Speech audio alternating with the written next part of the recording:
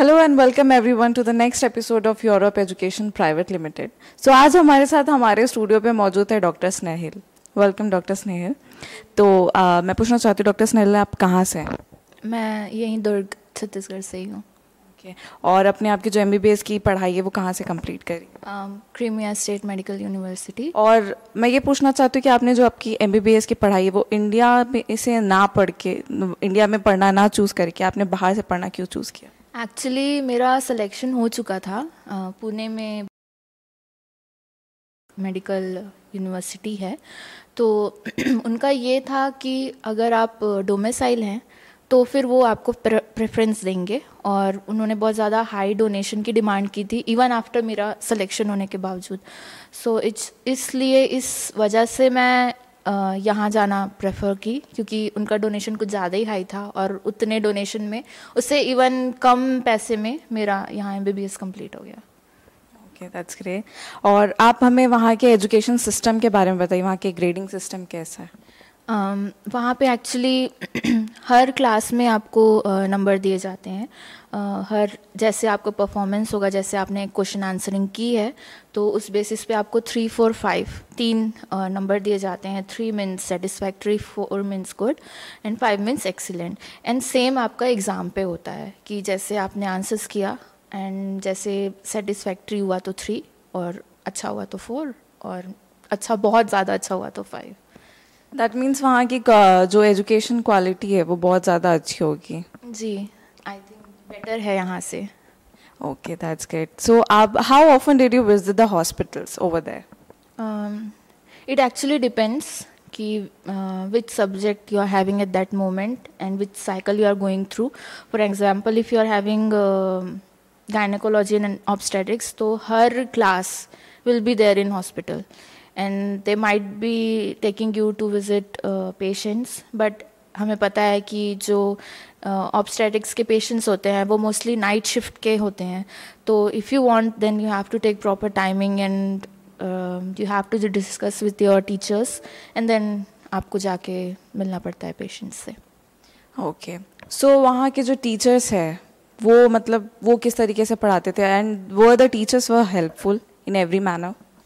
I must say कि हाँ, दे वर helpful, और if you don't know something or if you didn't understand something they will definitely explain you, and हाँ ऐसा होता है कि वो क्वेश्चंस करते हैं आपको, and if you got stuck at some part then they will explain you definitely. Okay, that's great.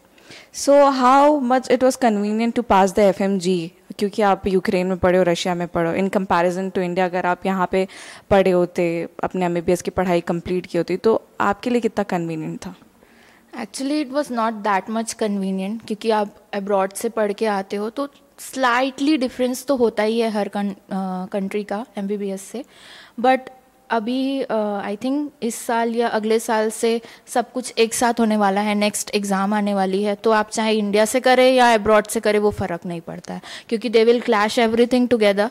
और PG एग्ज़ाम प्लस अगर आप इंडिया से कर रहे हैं या बाहर से कर रहे हैं तो भी आपको ये लाइसेंस एग्ज़ाम देनी पड़ेगी। तो आई don't think so it matters कि आप इंडिया से करते हैं या फॉरेन से करते हैं, and it will be much useful if you are doing it from foreign, क्योंकि वहाँ पर आपको 100% अटेंडेंस मस्ट है, प्लस आपको हर क्लास में पढ़ना ही पड़ेगा क्योंकि आपके हर क्लास में मार्क्स लगते हैं। अगर आप एक भी क्लास स्किप करते हैं तो आपको एग्ज़ाम में नहीं बैठने दिया जाएगा। तो ये उनके कुछ स्ट्रिक्ट रूल्स होते हैं जो हमको फॉलो करने पड़ते हैं, and I don't think so the same is there in India. I also haven't heard this kind of a thing कि जितना स्ट्रिक्ट वहाँ पे है क्वालिटी एजुकेशन को लेके, उतना यहाँ पे शायद इंडिया में नहीं है।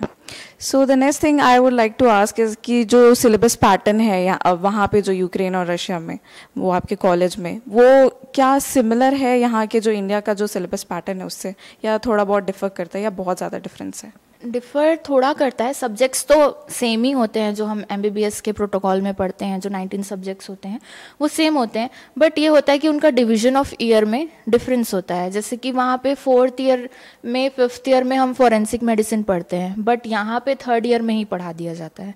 तो और इंडिया में शायद आई गेस 4.5 और 5 इयर्स का होता है, वहाँ 6 इयर्स का होता है। वो इसी वजह से होता है कि उनका जो प्रोटोकॉल है उसके हिसाब से सब्जेक्ट्स डिवाइडेड होते हैं। सो अभी आप बताइए कि आपके लिए कितना इजी था MCI और FMG का एग्ज़ाम पास करना? एक्चुअली इजी नहीं बोल सकते, क्योंकि आप अगर मेडिकल प्रोफेशन में हैं तो उसको पास करना, आगे बढ़ना ऑब्वियसली इजी नहीं होता है. But if you are studying constantly और रिवीजन आप करते रहें तो या you will definitely clear it. Okay, that's great.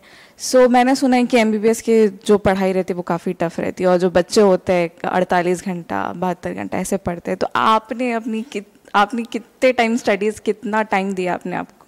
Actually मैं कभी भी लॉन्ग फ्रैक्शन ऑफ आवर्स में नहीं पढ़ती हूँ, डिवाइड कर देती हूँ टाइम को. तो मोस्टली जैसे 5 आवर्स पढ़ लिया या 6 आवर्स पढ़ लिया, फिर उसका 1 घंटा या 2 घंटा ब्रेक लेके फिर पढ़ लिया. तो आई थिंक मैंने around 10 to 12 hours per day study की है. उससे ज़्यादा तो नहीं की है फॉर श्योर, बट उसको भी डिवाइड करके पढ़ाई की है. प्लस ब्रेक लेना बहुत ज़रूरी होता है, क्योंकि आपका माइंड अगर रिलैक्स नहीं होगा तो आप पढ़ नहीं पाएंगे. और यहाँ पे मैंने इंडिया में सुना है कि जितने भी कॉलेजेस हैं वहाँ पे एमसीआई के प्रिपरेशन के लिए अलग से कोई क्लासेस वगैरह नहीं लगती या कोचिंग क्लासेस नहीं होती. तो वो you provided with this kind of coachings in for the MCI exam? कुछ कोचिंग क्लासेस होती हैं जो आती हैं बीच में, अगर आप लेना चाहें तो कर सकते हैं. कुछ कॉलेजेस में होता है और किसी में नहीं होता है. बाकी ये आपके ऊपर डिपेंड करता है कि आप कोचिंग लेना चाहते हैं या नहीं लेना चाहते. आजकल तो I guess online coaching classes भी चल रही हैं, उनके एप्लीकेशंस होते हैं, तो वो आपको, आप जहाँ भी हैं आपको नोट्स भेज देते हैं और आप ऑनलाइन वीडियोस देख के पढ़ सकते हैं. उसमें इतनी डिफ़िकल्टी नहीं होती. और अगर आपको कोचिंग लेना ही है तो दिल्ली में और डिफरेंट जगह पे कोचिंग्स होती हैं, उनके सर्टेन आवर्स होते हैं, वो टेस्ट सीरीज़ लेते हैं. सबसे ज़्यादा इम्पॉर्टेंट ये रखता है कि आपके कॉन्सेप्ट्स क्लियर हों, आप ज़्यादा से ज़्यादा रिवीजन करें. क्योंकि अगर आप प्रॉपर रिवीजन नहीं करते हैं, जो मिस्टेक्स होती हैं वो ये है कि आप आंसर्स चेंज करते हैं, जो कि नहीं करना चाहिए. तो प्रॉपर आपने रिवीजन किया हो और प्रॉपर आपने ज़्यादा से ज़्यादा एमसीक्यू सॉल्व किए हों तो इजीली आप इसे पास कर सकते हैं. इतना डिफ़िकल्ट नहीं होता. Okay, so since you're a girl and you're studying outside the country, तो how was your seniors over there? क्योंकि मैंने सुना है यहाँ पे इंडिया में तो काफ़ी कुछ रैगिंग वगैरह होती है. So how was your seniors? Actually, my seniors were helpful. Like they have been interviewed over here in this consultancy, Dr. Vinay Verma, Dr. Sashank Kumar, and they were really helpful over there, like my elder brothers. And इतना कोई difficulty नहीं रहा है. हमें कहीं जाना होता था या फर्स्ट ईयर में तो obviously we were having difficulty with the language, तो they were there to help us for interacting with the people outside there. और एज अ गर्ल तो रशिया में they respect women as compared to man a lot. और I must say कि वहाँ पे girls ज़्यादा safe हैं as compared to boys. So ये कुछ नया है जो मैंने सुना है कि womens are safe over this kind of countries where Indians are not treated equally as the Ukraine or Russian people. But that was really nice to hear. And how friendly were the people over there? मतलब कितने अच्छे से आप लोग को treat करते, whether you go in the college, वहाँ के जो proper residents है वो कैसे ट्रीट करते थे, या जब आप बाहर जाते थे तो how people would treat you over there? People were actually nice. Like if they know you from India, then they will start to tell you, oh, do you know Hema Malini? Oh, do you know Mithun Chakravarti? And that famous song of Mithun Chakravarti was there, Jimmy. So they will start singing that, and then they really enjoy our company. We enjoyed with them, and like they try to mingle themselves with us. And I really like those people, like who are much friendly and not like, oh, being racist, why these people came or something like that. But they were really friendly as compared to other country people. Okay, so the next question will be कि आपका जो 6 years का जो आपका MBBS का पढ़ाई था वो whether it was in English or in their language, Russian or Ukraine language? Actually, they have both the courses. Like they also have Russian as well as they have English. But as we were not from Russia, so we opted English course. And yeah, they gave all 6 years English course. Okay. सो ये पढ़ाई वढ़ाई तो होते रहती है, लेकिन एक और चीज़ बहुत जो इम्पोर्टेंट होती है वो होता है food availability. Since you are a Indian, you must be having a particular kind of a taste like spicy food and this and that. So I want to know कि वहाँ पे whether Indian food is available और not. Like when we went, there were 2 Indian cafes over there, and I think still there is one. And जब आप starting में जाते हैं तो you can take food from them, and if you wish to cook in every floor they provide kitchen and there will be stove and everything, and even if you want to purchase you can purchase your stove and utensils वहाँ market में मिल जाते हैं. बाकी spices भी कुछ कुछ हैं जो वहाँ मिलते हैं. If not then you can take it from here.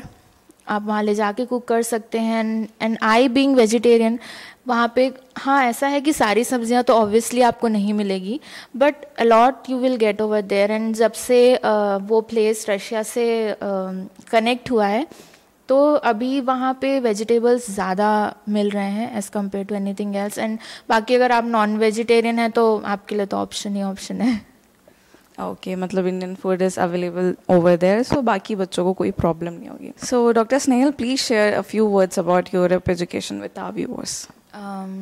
I guess they are the best people till now I know, because I have known them since 8 years, and I personally know Rupendra since long time, so I have very good relation with him, and I know he do much more than we expect as a student from anyone else outside there. So I must say you must visit them, even if you don't want to go further, but for counseling you can come and visit them and have a conversation, and I can guarantee you definitely that they will solve your problem as a counselors, or even if you are wishing to go outside for MBBS, definitely you will get some solution over here. Don't forget to subscribe to our Europe Education Private Limited channel. Do hit the like button and mention your comments and queries in the comment section. Till then, stay safe and stay healthy.